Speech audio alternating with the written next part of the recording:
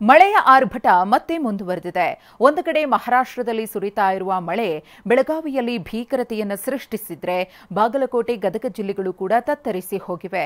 ಇನ್ನು ಗೋಕಾಕ್ ಜಲಪಾತಕ್ಕೆ ಜೀವ ಕಳೆ ಬಂದಿದೆ.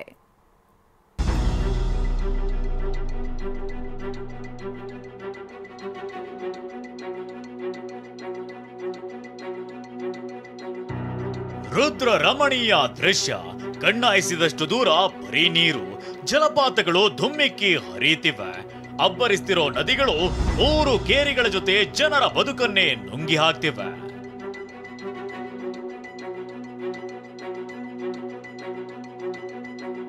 ಭೋರ್ಕರೆದ ಘಟಪ್ರಭಾ, ಉದಗಟ್ಟಿ ಗ್ರಾಮಕ್ಕೆ ಜಲಬೇಲಿ. ಮಹಾರಾಷ್ಟ್ರದ ಪಶ್ಚಿಮ ಘಟ್ಟ ಪ್ರದೇಶದಲ್ಲಿ ಭಾರೀ ಮಳೆಯಾಗ್ತಿದೆ.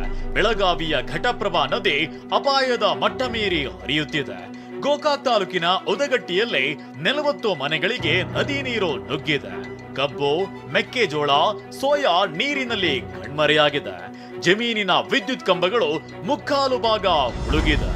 ಏನು ಮಹಾರಾಷ್ಟ್ರದ ಪಶ್ಚಿಮ ಘಟ್ಟದಲ್ಲಿ ನಿರಂತರವಾಗಿ ಧಾರಾಕಾರ ಮಳೆ ಸುರಿತಾ ಇರುವ ಹಿನ್ನೆಲೆಯಲ್ಲಿ ಈಗಾಗಲೇ ಬಾಗಲಕೋಟೆ ಜಿಲ್ಲಾದ್ಯಂತವೂ ಕೂಡ ನದಿ ಪಾತ್ರದಲ್ಲಿ ಪ್ರವಾಹ ಸೃಷ್ಟಿಯಾಗಿರುವಂಥದ್ದು, ಅದಕ್ಕೆ ಸಾಕ್ಷಿಯಾದಂಥ ಒಂದು ದೃಶ್ಯವನ್ನು ನಾವು ತೋರಿಸ್ತಾ ಇದ್ದೀವಿ. ಇದು ಬಾಗಲಕೋಟೆ ಜಿಲ್ಲೆ ಮುಧೋಳ ಸಮೀಪದಲ್ಲಿರುವಂತಹ ಒಂದು ಘಟಪ್ರಭಾ ನದಿಯ ಯಾವ ರೀತಿ ಅದು ಹರಿತಾ ಇದೆ ಅನ್ನೋದಕ್ಕೆ ಸಾಕ್ಷಿಯಾದಂಥ ದೃಶ್ಯ ಇದು. ಘಟಪ್ರಭಾ ನದಿಯಷ್ಟೇ ಅಲ್ಲ, ಕೃಷ್ಣಾ ನದಿಯು ಆರ್ಭಟಿಸುತ್ತಿದೆ. ರಾಯಬಾಗ ತಾಲೂಕಿನ ಬಾವನ ಸೌದತ್ತಿ ಗ್ರಾಮದ ಸುಗಂಧಾದೇವಿ ದೇಗುಲಕ್ಕೆ ಜಲ ದಿಗ್ಬಂಧನವಾಗಿದೆ. ಇತ್ತ ಚಿಕ್ಕೋಡಿ ತಾಲೂಕಿನ ಯಡೂರ ಗ್ರಾಮದ ವೀರಭದ್ರೇಶ್ವರ ದೇವಸ್ಥಾನ ಜಲಾವೃತಗೊಂಡಿದೆ. ಮೊದಲ ಬಾರಿ ಕೃಷ್ಣಾ ನದಿ ನೀರು ವೀರಭದ್ರೇಶ್ವರ ದೇವಸ್ಥಾನಕ್ಕೆ ಪ್ರವೇಶಿಸಿದ್ದು, ನೀರಲ್ಲೇ ಪೂಜೆ ಸಲ್ಲಿಸಲಾಗ್ತಿದೆ.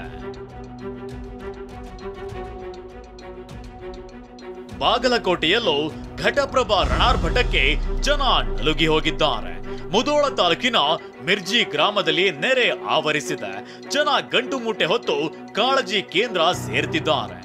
ಏನು ಮಹಾರಾಷ್ಟ್ರದ ಪಶ್ಚಿಮ ಘಟ್ಟದಲ್ಲಿ ನಿರಂತರವಾಗಿ ಮಳೆ ಸುರಿತಾ ಇದ್ದು, ಅದರ ಎಫೆಕ್ಟ್ ಈಗಾಗಲೇ ಬಾಗಲಕೋಟೆ ಜಿಲ್ಲೆಯಲ್ಲಿ ಆಗ್ತಾ ಇದೆ. ನಾವು ತೋರಿಸ್ತಾ ಇರೋದು ಬಾಗಲಕೋಟೆ ಜಿಲ್ಲೆ ಮುಧೋಳ ತಾಲೂಕಿನ ಮಿರ್ಜಿ ಅಂತ ಏನು ಗ್ರಾಮ ಇದೆ. ನೋಡ್ತಾ ಇರ್ಬೋದು ಏನು ನೀರು ಎಷ್ಟು ಮಟ್ಟಿಗೆ ಬಂದಿದೆ ಅಂತಂದು. ಅಂದ್ರೆ ಪ್ರತಿಯೊಂದು ಮನೆಗೂ ನೀರು ನುಗ್ಗುವಂತಹ ಸಾಧ್ಯತೆ ಏನು ಕಡಿಮೆ ಇಲ್ಲ. ಈಗಾಗಲೇ ಮನೆಯ ಮುಂದೆ ಒಂದು ನೀರು ನಿಂತಿರುವಂಥದ್ದು. ಅಂತಹ ಒಂದು ನೀರಿನಲ್ಲಿ ತಮ್ಮ ಮನೆಯಲ್ಲಿರುವಂತಹ ಸಾಮಾನು ಸರಂಜಾಮುಗಳನ್ನು ತೆಗೆದುಕೊಂಡು ಇಲ್ಲಿನ ಜನರು ಸುರಕ್ಷತಾ ಸ್ಥಳಕ್ಕೆ ತೆರಳುತ್ತಾ ಇರುವಂತಹ ದೃಶ್ಯವನ್ನು ಕೂಡ ನಾವು ಇಲ್ಲಿ ತೋರಿಸ್ತಾ ಇದೀವಿ. ಗದಗದಲ್ಲಿ ಮಲಪ್ರಭಾ ನದಿಯ ಆರ್ಭಟಕ್ಕೆ ಅನ್ನದಾತರು ವಿಲವಿಲ ಅಂತಿದ್ದಾರೆ. ನರಗುಂದ ತಾಲೂಕಿನ ವಾಸನ ಗ್ರಾಮದಲ್ಲಿ 106 ಎಕರೆ ಕಬ್ಬು ಬೆಳೆ ಜಲಾಹುತಿಯಾಗಿದೆ. ಸರ್, ನಮ್ಮಲ್ಲಿ ವಾಸನ ಗ್ರಾಮ ಹೆಚ್ಚು ಕಮ್ಮು ಕಬ್ಬು ಬೆಳೆಯೋದಂದ್ರೆ ಒಂದು 300 ಎಕರೆ ಆಗುತ್ತೆ ರೀ. 300 ಎಕರೆನೂ ಪೂರ್ತಿ ಸಂಪೂರ್ಣ ಮುಣಿಗೆ ಬಿಡತ್ತೆ ರೀ. ಅದು ಇಳುವರಿ ಹೆಚ್ಚು ಕಮ್ಮಿ ನಮ್ಮ ಲೆಕ್ಕಕ್ಕೆ 60 ಟನ್ ಬೀಳುವಂಥ ವ್ಯವಸ್ಥೆ ರೀ. ಇದು ಕಬ್ಬು ಏನು ಹೊಳೆ ನೀರು ಬಂದು ಹೋಗಿಂದ ಬೆಂಡಾಗಿಬಿಡುತ್ತೆ ರೀ. 15-20 ಟನ್. ಹಾವೇರಿಯಲ್ಲಿ ವರದಾ ನದಿ ರೈತರ ಬೆಳೆಗಳನ್ನೆಲ್ಲ ನುಂಗಿ ಹಾಕಿದೆ. ಹಾನಗಲ್ ತಾಲೂಕಿನ ಗ್ರಾಮಗಳಲ್ಲಿ ಮೆಕ್ಕೆಜೋಳ, ಸೋಯಾಬೀನ್, ಕಬ್ಬು ಸೇರಿದಂತೆ ತೋಟಗಾರಿಕಾ ಬೆಳೆ ಹಾನಿಯಾಗಿದೆ. ಹಾವೇರಿಯಲ್ಲಿರುವಂಥ 3 ನದಿಗಳು ಈಗ ಮೈದುಂಬಿ ಹರಿತಾ ಇರುವಂಥದ್ದು. ವರದಾ ಆಗಿರ್ಬೋದು, ತುಂಗಭದ್ರಾ ಆಗಿರ್ಬೋದು, ಕುಮದ್ವತಿ ಆಗಿರ್ಬೋದು, ಜೊತೆಗೆ ಧರ್ಮಾ ನದಿಗಳು ಮೈದುಂಬಿ ಹರಿತಾ ಇರುವಂಥದ್ದು. ಇದರಿಂದ ಜನಜೀವನ ಕೂಡ ಅಸ್ತವ್ಯಸ್ತವಾಗಿದೆ ಅಂತ ಹೇಳಿದರೆ ತಪ್ಪಾಗಲಿಕ್ಕೆ. ನೀವು ದೃಶ್ಯಾವಳಿಗಳಲ್ಲಿ ನೋಡ್ತಾ ಇರ್ಬೋದು ಯಾವ ರೀತಿ ವರದಾ ನದಿ ಅಪಾಯದ ಮಟ್ಟ ಮೀರಿ ಹರಿತಾ ಇದೆ ಅಂತೇಳಿ ನೀವು ನೋಡ್ತಾ ಇರ್ಬೋದು. ಗೋಕಾಕ್ ಜಲಪಾತ ಹಾಲ್ನೊರೆಯಂತೆ ಧುಮ್ಮಿಕ್ಕಿ ಹರಿಯುತ್ತಿದೆ.